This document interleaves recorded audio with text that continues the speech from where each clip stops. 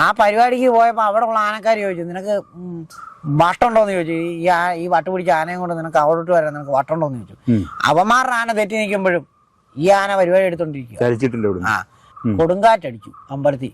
കൊടുങ്കാറ്റടിച്ചിട്ട് ഓട് തെറിച്ചു പോവുക. ഓടും കസേര എല്ലാം പോയി. മേളക്കാർ മുഴുവൻ പേരും ചാടി മാറി എല്ലാം ഓടി. ഇത് പനങ്കൈ ഓടിച്ചു അവിടെ നിന്നോണ്ടിരുന്നു. ഇതിന് കൊടുങ്കാറ്റല്ല, ഇനിയും ഏത് കാറ്റ് വന്നാലും ആന അവിടെ നിന്ന് തിന്നോണ്ടിരിക്കും. അതിന്റെ ചട്ടക്കാരനെ അതിന്റെ കൂട്ടത്തിലുള്ളവനെ ഇട്ടിട്ട് ആന പോകത്തില്ല. അല്ലെങ്കിൽ അതുപോലുള്ള സംഭവമായിരിക്കണം. ഇതിനെ വല്ല കൂട്ടാനെ കുത്തുവോ എന്തെങ്കിലും സംഭവമായിരിക്കണം. രണ്ടാനയും അവിടെ തിരിഞ്ഞു പോയിട്ടും അവിടെ 10 ദിവസം പരിപാടി ഞങ്ങൾക്കായിരുന്നു സ്ഥിരം. ഈ ആന വന്നപ്പം മാറ്റി കോലം അതിന് കൊടുത്തുന്നേ ഉള്ളൂ. ഇതവിടെ നിന്ന് തീറ്റ നിന്നോണ്ടിരുന്നു.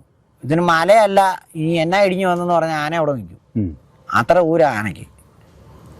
ഈ പറയുന്ന ഗെയിം കാര്യങ്ങളൊന്നും അല്ല ആനയുടെ. ആനയ്ക്ക് ഉത്സവപ്പറമ്പിൽ തെറ്റുന്നതോ അങ്ങനെയുള്ള കാര്യങ്ങളൊന്നും ആനയ്ക്കില്ല. ഇല്ല. ഏത് പരിപാടി എടുക്കണ്ടെന്ന് പറഞ്ഞ പരിപാടിക്കല്ലേ കഴിഞ്ഞ കൊല്ലം പോയി ആന തകർത്ത് വാരി പരിപാടി എടുത്ത് ഭയങ്കര സ്വീകരണമായിരുന്നു ഇവിടെ.